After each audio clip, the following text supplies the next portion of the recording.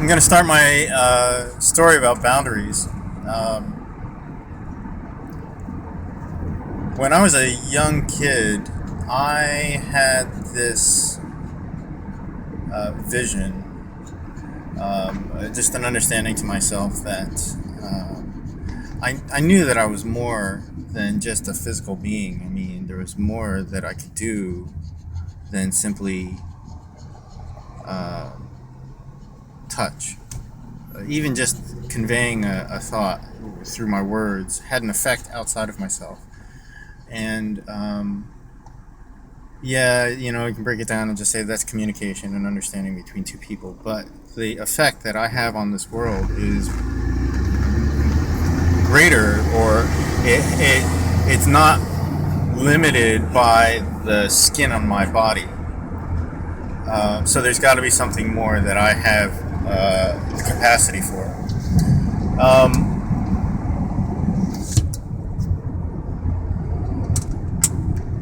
So I considered myself a spiritual being, an energetic being, and when I was a kid, I had this vision of myself as a light,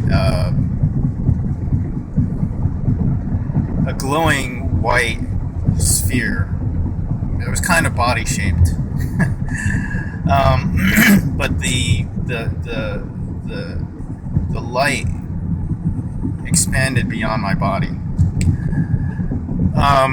And I used to walk around imagining that I was kind of egg shaped, really. And I would walk around, and my hope, what felt really yummy and good to me, was imagining other people like that. And I was happy and I felt safe when we got so close that our fields of light and energy kind of blended together. And I would seek that out. It wasn't a conscious thing. It's not like I did that all the time, but I do recall, in hindsight, that was kind of going on for me. That, in hindsight, turned out to be a pretty simplistic and relatively immature way of looking at myself as an energetic being, as a responsible human being. And it set up a lot of things that didn't work. When I got married, I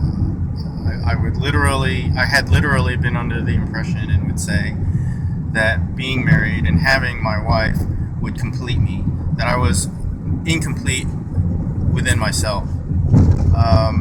And then the blending of my light being would have been brighter, and when I looked at the two of us together, we would just be like one big bright blob instead of two, and that was kind of romantic to me. But what I've come to understand is that that's really, really dysfunctional. It's dysfunctional in the core sense that I was not taking full responsibility for what was mine. And I would put too much responsibility into the hands of others, including my wife. And that was an incredible burden to put on her. She had enough on her plate to take care of her own stuff. But I didn't know any better, really.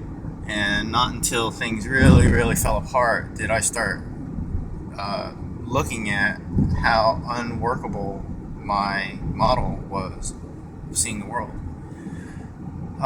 So my first recognition of boundaries was putting a shape around my egg-shaped light sphere. I just kind of put a body around it, and I still glowed outside of the bounds of that skin, that body shape, but at least I started having a line or a boundary where I said, this is me. And the stuff on the outside is not me. It's other. It might be another person, it might be nature, it might be my dog, it might be a building, whatever, but it's outside of me. And and I started to develop a sense of responsibility for what was within those boundaries, and the effects that I would have. This is really the simplistic stuff, the early kind of. It's about 10 years old, really. These realizations that I've had, and where did I go from there?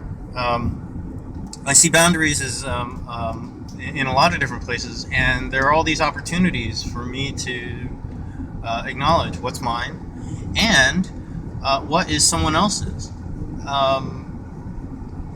The flip side of my old way of thinking was that if somebody was willing to give me their trust and their energy, then I would be responsible for it. I would take it on. And I've got two places where I will do that nowadays. One is with minor children, kids under the age of 18 or somewhere around there, because it depends on the kids. But if they're in my care, then I will take responsibility for them. I will often make some choices and supersede their wants and desires. But that's kind of a developmental thing. The other is when there's an adult who is clearly demonstrating that they cannot take care of themselves. They might be stuck under a car and they can't call 911. I will take responsibility for that, and I will call for them. I will do whatever is appropriate at that time for their care.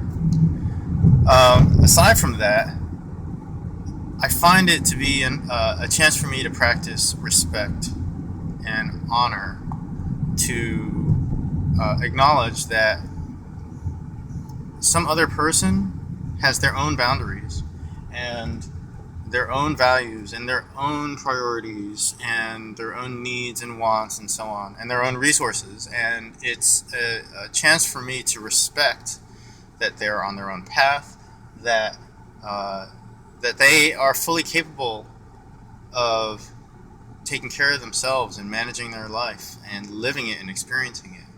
And if I step in without being requested to do so, then that's pretty damn arrogant of me to think that I know better for them. There's a difference when somebody asks for help, when they ask for support, and they're saying, I want some assistance. Then I can be a part of their resource, but I'm still really assisting in the responsibility for just the part that they're asking for. I'm not taking wholesale responsibility for their lives. I can't. It's too much, and it's disrespectful in my mind.